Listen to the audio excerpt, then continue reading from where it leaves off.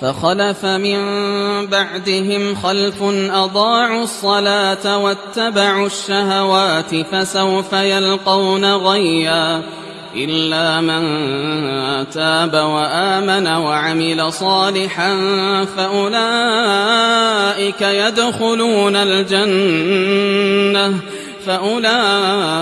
يدخلون الجنة ولا يظلمون شيئا.